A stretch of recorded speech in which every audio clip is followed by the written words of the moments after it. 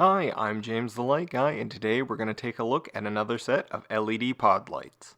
In a previous video, we looked at these square pod lights. Today we have a couple of round ones. These round ones share many similar design features as the square one, but they will be integrated into a future project where we retrofit them into these housings.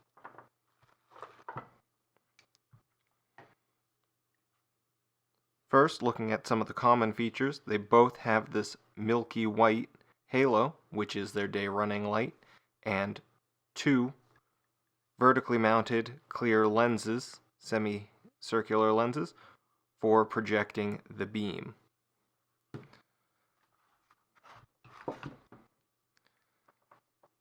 The wires at the end, we have a ground wire, main power wire for the light, and a power wire for the halo.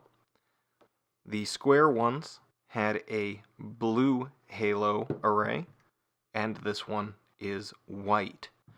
Let's power up the main light to see what kind of current it draws.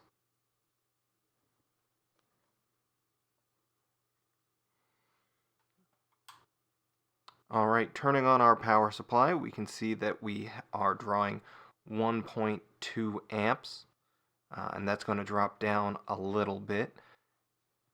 We are currently at 14.4 volts, which is operating voltage for most modern automobiles. And we're still working on getting a wall for the beam pattern, but as you can see here, we do have a fairly crisp line across the top. These two chips, or rather two sets of two chips, there are four 4-watt chips inside, making this draw about 16 total watts. Switching our power wire over to the halo, we can see that it draws barely over 0.1 amps and gives us a beautiful even white glow.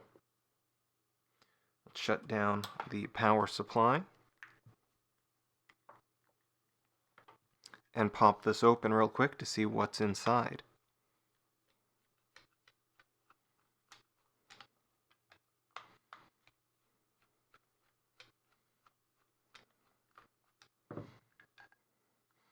Pulling off the faceplate, we can see we have a large clear plastic cover.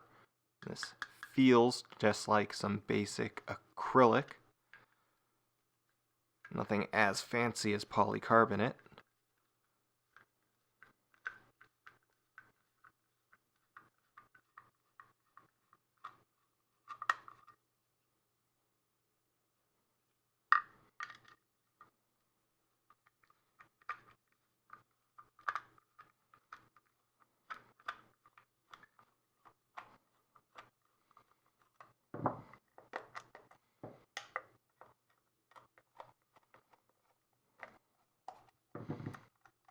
Almost.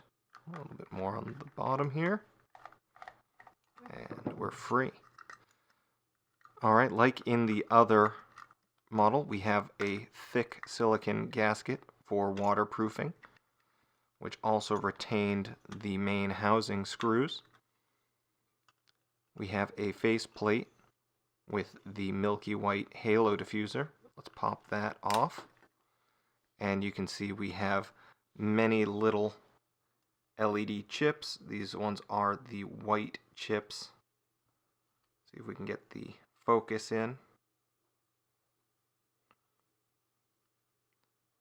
These diffused through that halo give us a beautiful even shine.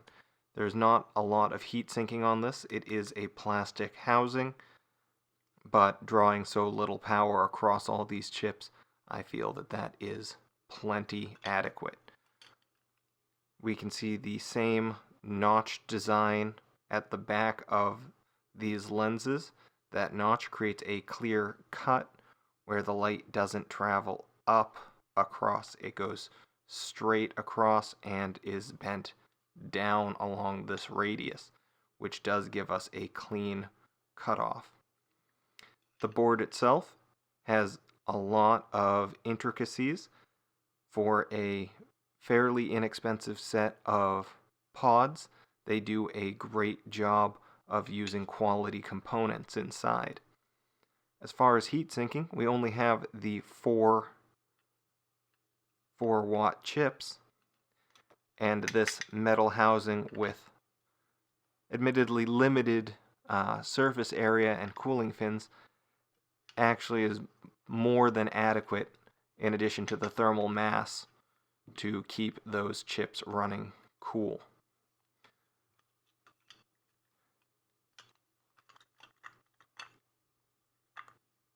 If you haven't subscribed to the channel yet and you don't want to miss seeing these torn down and integrated into these assemblies, then I really recommend subscribing now and ringing that bell so that you're notified and you don't miss that. If you enjoyed this video or found it useful or want any more information about this, hit that like button and leave me a comment down below. I appreciate any feedback that you guys offer in ways to improve my channel, and I'm always looking to give you guys what you want. Our Friday feature this week is supposed to be the hexagon element lights. We will get a full unboxing and review video on that, so stay tuned. And until next time, I'm James the Light Guy.